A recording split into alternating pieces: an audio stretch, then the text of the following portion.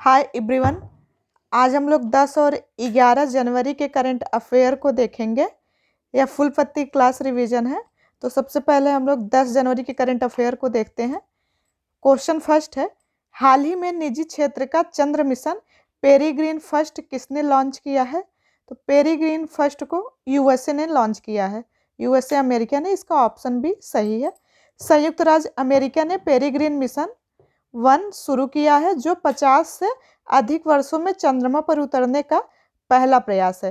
Peregrine first एस्ट्रोबॉटिक technology द्वारा निर्मित एक चंद्र लैंडर है। इस मून मिशन में 20 पेलोड चांद पर भेजे जाएंगे। इनमें से 5 नासा के रहेंगे, जबकि 15 पेलोड अलग अलग प्राइवेट कंपनियों के हैं। इस मिशन की सबसे बड़ी बात यह है कि इसमें मानव अस्थियों की चांद पर भेजा जाएगा। क्या मानव अस्थियों को चांद पर भेजा जा रहा है, और एलिसियल स्पेस और सेलेस्टिस नाम की 2 प्राइवेट कंपनियां इन अस्थियों को भेज रही हैं। मानव अस्थियों के अलावा चांद पर कुछ चुनिंदा इंसानों के डीएनए सैंपल भी भेजे जा रहे हैं। अब हम लोग एक्स्ट्रा फैक्ट भी साथ में देखते हुए चलेंगे। तो 23 अगस्त को राष्ट्रीय अंतरिक्ष दिवस मनाया जा रहा है। चंद्रयान 3 साउथ पोल पर सफलतापूर्वक लैंड किया है। तो 23 अगस्त को लैंड किया था, तो इसलिए राष्ट्रीय अंतरिक्ष दिवस 23 अगस्त को मनाया जाएगा। लूना 25 मिशन ये रूस का है, जो कि असफल रहा है। रूसी अंतरिक्ष एजेंसी रॉसकॉसमॉस द्वारा चांद पर भेजा गया लैंडर मिशन था ये, जो चंद्रमा के दक्षिणी ध्रुव के पास बोगुलवास्की क्रेटर पर उतरने वाला था, और ये असफल रहा। चांद पर पृथ्वी की तुलना में कितनी ग्रेविटी होती है? 1/6। अक्षता कृष्णमूर्ति ये बनी मंगल ग्रह पर रोवर चलाने वाली पहली भारतीय महिला। और ये जो रोवर है, इसका नाम क्या है? प्रिजर्वेट्स इसका नाम है रोवर का। क्रिस्टीना कोच ये आर्टेमिस मिशन में शामिल हुई हैं। 14 मार्च 2019 को क्रिस्टीना कोच ने अभियान 59, 60 और 61 पर फ्लाइट इंजीनियर के रूप में अंतर्राष्ट्रीय अंतरिक्ष स्टेशन की उड़ान भरी। 18 अक्टूबर 2019 को वह और Jessica Meir, Christina Koch spacewalk में भाग लेने वाली पहली महिला थी। कौन है? क्रिस्टीना कोच पहली महिला है स्पेस वॉक में भाग लेने वाली। नेक्स्ट क्वेश्चन है, हाल ही में एआई ओडिसी किसने लॉन्च किया है? तो इसको माइक्रोसॉफ्ट ने लॉन्च किया है। इसका ऑप्शन डी सही है। एआई ओडिसी प्लेटफॉर्म के माध्यम से माइक्रोसॉफ्ट कंपनी भारत के 10,000 डेवलपर्स को एआई का टूर कराएगी। इसमें भारत के बड़े बड़े डेवलपर्स अपनी अपनी राय देंगे। इसके माध्यम से आप डेवलपर्स के साथ जुड़कर एआई के क्षेत्र में इसका विकास करना, भारत में रोबोटिक्स और एआई का संबंध, उसका भविष्य, आने वाले समय में इससे जुड़ी तकनीक का विकास आदि सभी जानकारी शेयर कर सकते हैं। एआई सुरक्षा घोषणा पत्र कौन सा है? तो ब्लेचले है। कहाँ पे? इंग्लैंड में। विज्ञान एवं प्रौद्योगिकी विकास और उनके अनुप्रयोग तथा दैनिक जीवन में इनके प्रभाव, आईटी के क्षेत्र में जागरूकता, एआई के नुकसान, एआई के प्रयोग, ये सब क्या है? ब्लेचले घोषणा पत्र में है, जो कि एआई सुरक्षा घोषणा पत्र है ये। एआई न्यूज एंकर कौन है? लीसा है। कहाँ पे? उड़ीसा में है। ये क्षेत्रीय भाषा में वहाँ पे न्यूज एंकरिंग करेंगे। ओपन एआई का चैट जीपीटी है। इसके को फाउंडर कौन है? तो सैम अल्टमान इसके को फाउंडर होगा। गूगल का कौन सा है चैट? ये बार्ड किसका है? तो बार्ड गूगल का हो गया है, ये चैट बॉट है। नेक्स्ट क्वेश्चन है, हाल ही में वर्ष 2024 के पहले चक्रवात अलवारो ने कहाँ तबाही मचाई है? तो मेडागास्कर में मचाई है। क्या नाम है? अलवारो नाम है इसका। नेक्स्ट है, 9वां भारत अंतर्राष्ट्रीय विज्ञान महोत्सव 2023 कहाँ आयोजित होगा? तो ये कहाँ पर होगा? ये 2024 होगा। तो ये कहाँ पे होगा? तो ये हरियाणा में होगा, हरियाणा के फरीदाबाद में। और 8वां कहाँ हुआ था? तो ये भोपाल मध्य प्रदेश में हुआ था। हड़प्पा सभ्यता का बनावली और राखीगढ़ी स्थान किस राज्य में है? तो हरियाणा में है। गीता महोत्सव का भागीदार राज्य असम है। गीता महोत्सव हरियाणा के कुरुक्षेत्र में किया जा रहा है। इस महोत्सव में असम को मुख्य भागीदार राज्य बनाया गया है। किसको बनाया गया है? असम को बनाया गया है। और होस्ट कहाँ पे हो रहा? तो कुरुक्षेत्र में हो रहा। सूरजकुंड मेला फरीदाबाद में है। कहाँ पे? फरीदाबाद में सूरजकुंड मेला हुआ। विजय हजारे ट्रॉफी क्रिकेट खेल से संबंधित है। इसमें विजेता कौन है? हरियाणा है। और उप विजेता राजस्थान रहा है।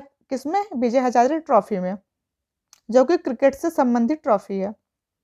नेक्स्ट क्वेश्चन है, CBRI क्रेडाई रिपोर्ट के अनुसार देश शीर्ष एमएसएमई राज्य कौन सा है? तो सब शीर्ष पे कौन सा राज्य है? तो महाराष्ट्र इसमें शीर्ष पर है। एमएसएमई सूक्ष्म लघु और मध्यम उद्यम, एमएसएमई रैंकिंग में महाराष्ट्र 17% फर्स्ट पे है, फिर तमिलनाडु 10%, उत्तर प्रदेश कितना है? तो 9% है। 37वें राष्ट्रीय खेल में कौन सा राज्य शीर्ष पर है? तो इसमें महाराष्ट्र शीर्ष पर है और ये 26 अक्टूबर से 9 नवंबर 2023 तक गोवा में इसका आयोजन किया गया था राष्ट्रीय खेल का। और इसका शुभंकर क्या था? तो मोगा इसका शुभंकर था। महाराष्ट्र इसमें 80 गोल्ड जीता है, 69 सिल्वर जीता है और 79 कांस्य इसमें जीता। टोटल 228 पदक इसमें महाराष्ट्र ने जीता है। औरंगाबाद का नया नाम छत्रपति संभाजी नगर है। काली मृदा का निर्माण किससे होता है? इसको रेगुर मृदा भी बोलते हैं, जो कि कपास की खेती के लिए उपयुक्त होता है। थाल घाट दर्रा किन दो स्थानों को जोड़ता है? तो मुंबई और नासिक को ये जोड़ता है। एम और एन को ये जोड़ता है। मुंबई एम से, एन से नासिक हो गया। नेक्स्ट है, प्रतिवर्ष प्रवासी भारतीय दिवस कब मनाया जाता है? तो ये 9 जनवरी को मनाया जाता है। विश्व ब्रेल दिवस 4 जनवरी को मनाया जाता है। मुख्य उद्देश्य नेत्रहीन लोगों को जिंदगी के चैलेंजेस, उनके अधिकारों, उनके प्रति समानता का भाव रखना, इसी के बारे में जागरूकता फैलाना है ब्रेल दिवस का। राष्ट्रीय हिंदी दिवस 14 सितंबर को मनाया जाता है। राष्ट्रीय स्टार्टअप डे ये 16 जनवरी को मनाया जाता है। पराक्रम दिवस ये 23 जनवरी को मनाया जाता है। नेक्स्ट क्वेश्चन है, 10वां वाइब्रेट गुजरात ग्लोबल समिट कहाँ प्रारंभ हुआ है? तो ये गांधीनगर गुजरात में प्रारंभ किया गया है। गांधीनगर के महात्मा मंदिर में पीएम मोदी इस ग्लोबल समिट का उद्घाटन करेंगे। विश्व कॉफी सम्मेलन, ये 5वां विश्व कॉफी सम्मेलन भारत में हुआ है, भारत के बेंगलुरु में, और 25 से 28 सितंबर को इसका आयोजन हुआ था 2023 में। 5वें विश्व कॉफी सम्मेलन इंटरनेशनल कॉफी संगठन ICO और भारतीय कॉफी बोर्ड, वाणिज्य एवं उद्योग मंत्रालय के सहयोग से आयोजन किया गया। इसके ब्रांड एम्बेसडर कौन रहे हैं? तो रोहन बोपन्ना रहे हैं।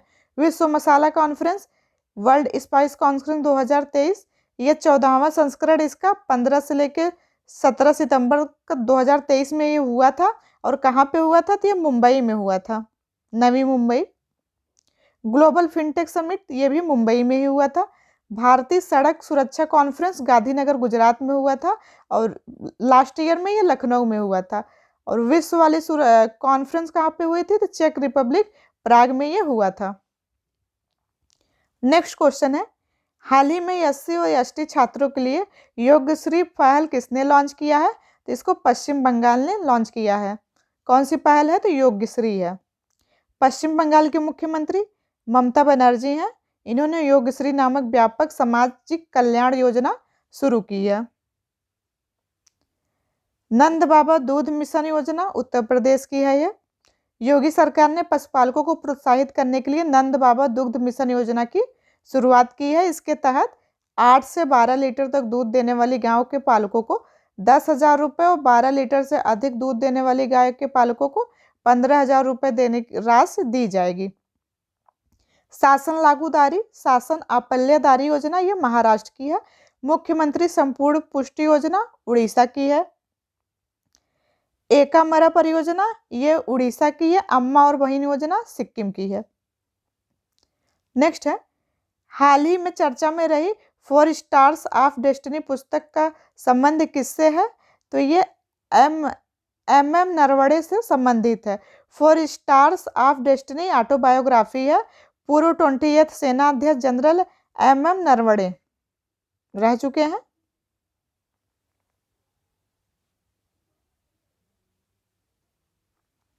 नेक्स्ट क्वेश्चन है, हाल ही में देश की पहली स्वस्थ और स्वच्छ फूड स्ट्रीट प्रसादम का उद्घाटन कहाँ हुआ है? तो इसका उद्घाटन उज्जैन में किया गया है। केंद्रीय स्वास्थ्य और परिवार कल्याण मंत्री डॉक्टर मनसुख मंडाविया ने मध्य प्रदेश के उज्जैन में नीलकंठ वन महाकाल लोक में देश की पहली स्वस्थ और स्वच्छ फूड स्ट्रीट प्रसादम का उद्घाटन किया। Make in India 75 years of business and enterprise ये अमिताभ कांत की।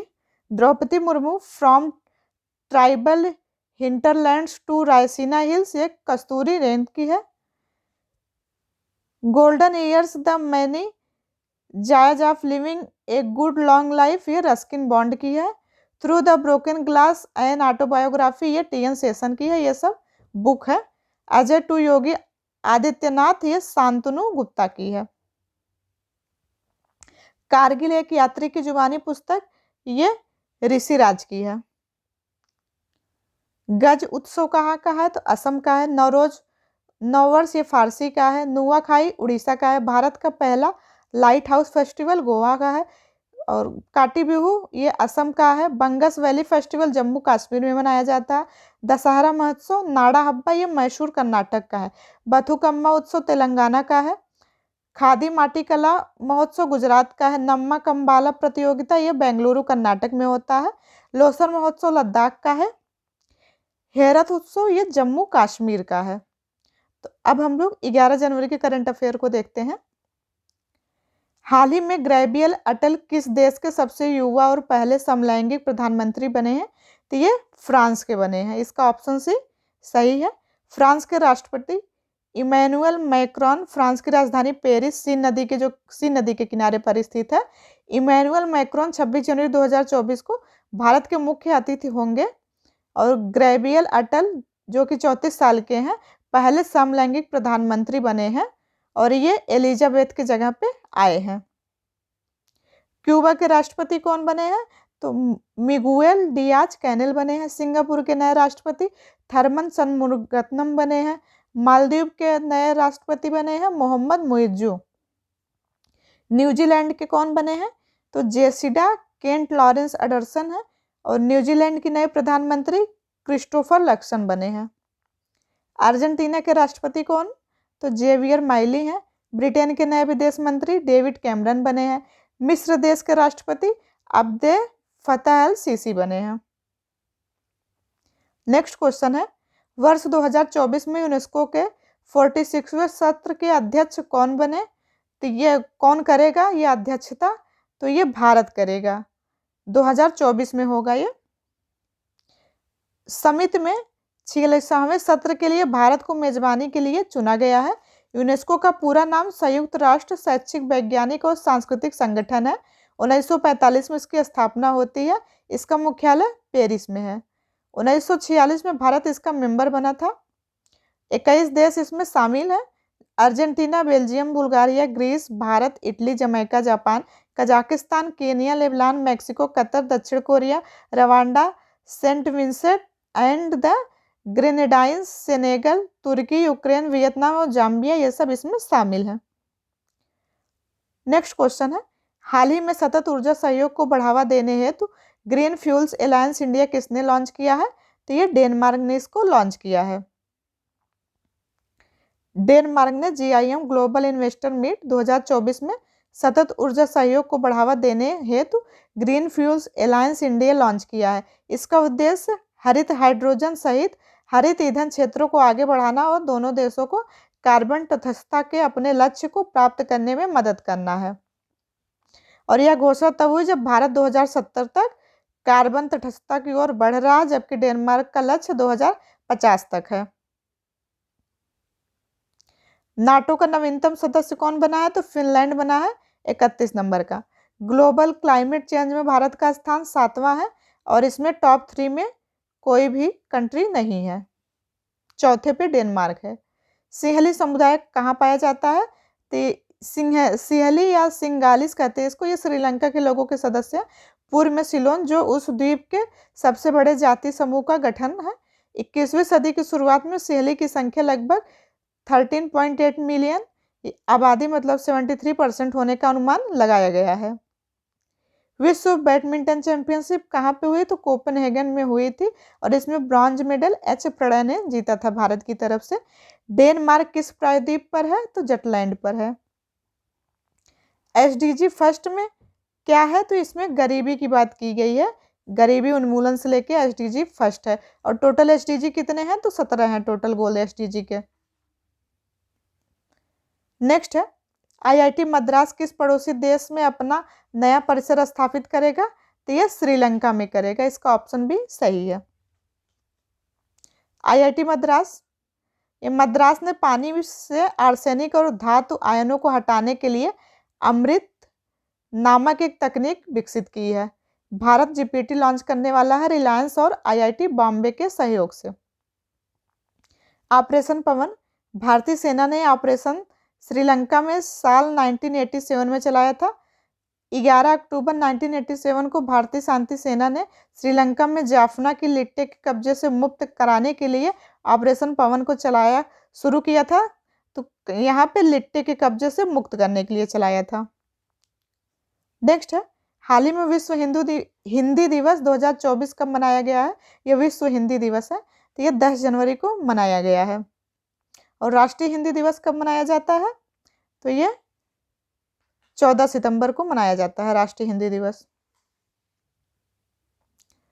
भारत में 14 सितंबर को ही हिंदी दिवस मनाया जाता है, राष्ट्रीय वाला है, क्योंकि भारत में अधिकतर क्षेत्रों में ज़्यादातर हिंदी भाषा बोली जाती है, इसलिए हिंदी को राजभाषा बनाने का निर्णय लिया गया। इसी निर्णय के महत्व को प्रतिपादित करने तथा हिंदी को प्रत्येक क्षेत्र में प्रसारित करने के लिए वर्ष 1953 से पूरे भारत में 14 सितंबर को प्रतिवर्ष हिंदी दिवस मनाया जाने लगा। अंतर्राष्ट्रीय 10 जनवरी को मनाया जाता है। भारत की नवीनतम शास्त्रीय भाषा कौन सी है? तो भारत में शास्त्रीय भाषाओं की सूची में उड़िया सबसे नवीनतम है और अन्य तमिल, संस्कृत, कन्नड़, तेलुगु, मलयालम हो गए। टोटल कितनी शास्त्रीय भाषाएं हैं? तो 6 हैं। नवीनतम उड़िया है। अनुसूची 8 में कुल कितनी भाषाएं हैं? तो 22 भाषाएं अनुसूची 8 में टोटल दी गई हैं। साहित्य पुरस्कार कितनी भाषाओं में प्रदान किया जाता है? तो यह 24 भाषाओं में किया जाता है प्रदान।